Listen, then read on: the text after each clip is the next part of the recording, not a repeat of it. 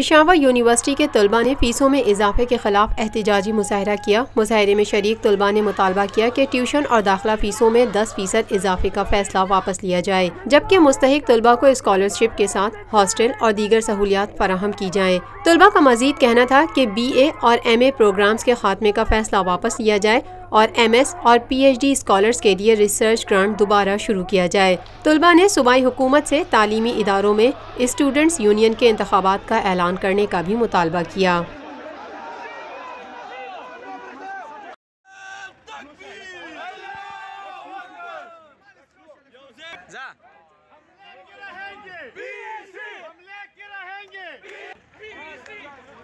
Lotus Lake Towers, a groundbreaking endeavor by Lotus Properties.